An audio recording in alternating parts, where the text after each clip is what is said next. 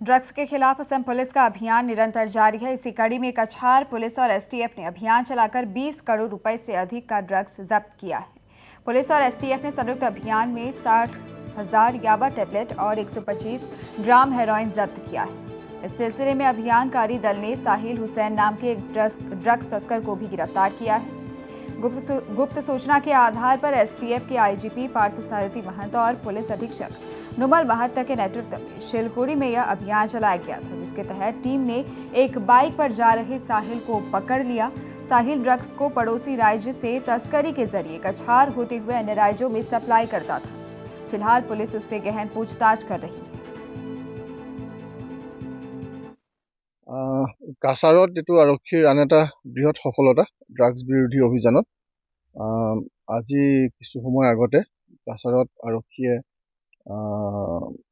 তেওঁলোকৰ গোপন খবৰ আছিলে, একচুৱেলি খুব স্পেচিফিক ইনপুট আছিলে, আৰু সেইমতে এটা ল'ৰা ধৰিছে আৰু এখন মটৰচাইকেলত ড্ৰাগছ সৰবৰাহ কৰিবলৈ চেষ্টা কৰি আছিলে। ড্ৰাগছখিনি অসমৰ বাহিৰৰ এখন ডাঙৰ মহানগৰলৈ পঠাবৰ কাৰণে সংগ্ৰহ কৰি থকা হৈছিলে, প্ৰস্তুতি চলাই থকা হৈছিলে। এই সময়ত কাছাৰ আৰক্ষীয়ে এই ড্ৰাগছখিনি জব্দ কৰে। এই ল'ৰাটোক এৰেষ্ট কৰিছে। 60,000 ইয়াবা টেবলেটছ আৰু 125 গ্ৰাম হেৰইন ইয়াত ধৰা পৰিছে। এইখিনিৰ যিটো ফাইনেল, সাধাৰণতে এই ড্ৰাগছবিলাক যলৈ যায় ধনী মহানগৰ, তাত স্প্ৰিট প্ৰাইচ হ'ব নিয়েৰলি 20 কোটি টকা।